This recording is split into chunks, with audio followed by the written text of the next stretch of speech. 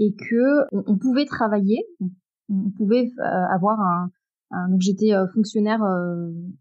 de catégorie A, donc c'est normalement voilà les fonctionnaires avec des salaires les plus élevés. Pourtant, malgré ça, je me suis rendu compte qu'en fait, il fallait une bonne gestion financière pour ne pas être en galère ou pour se permettre de pouvoir voyager, se permettre d'aller au restaurant, des petits plaisirs sans forcément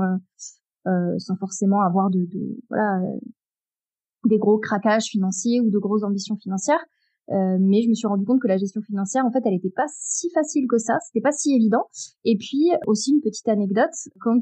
j'ai quitté en fait le statut de fonctionnaire, je m'étais connectée en fait au site par rapport aux retraites, puisque c'était une période aussi où on parlait beaucoup des retraites, et il y avait un service qui permettait en fait de faire une simulation. Et en me connectant dessus, je me suis rendu compte aussi qu'en fait, dans ma vision, on travaillait, on cotisait un certain nombre de trimestres, et puis voilà, on avait une retraite qui, j'en avais conscience, qui était inférieure à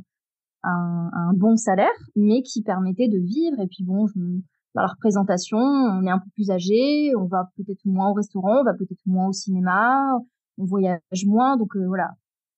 l'un dans l'autre, la retraite était faite en fait pour qu'on en vive. Et finalement, en regardant ces simulations, en m'intéressant un petit peu plus, je me suis dit en fait non. En fait, on peut travailler toute sa vie, avoir tous ces trimestres, cotiser tous ces trimestres, même partir plus tard que l'âge légal pour avoir tous ces trimestres, et quand même avoir une retraite qui du coup fait peur aujourd'hui, un montant qui fait peur aujourd'hui, et je me doute que dans 30 ans, dans 20 ans, le niveau de vie en fait aura augmenté. Donc si aujourd'hui ce montant-là me fait peur, d'un coup je me suis projetée un peu plus loin et je me suis dit mais ça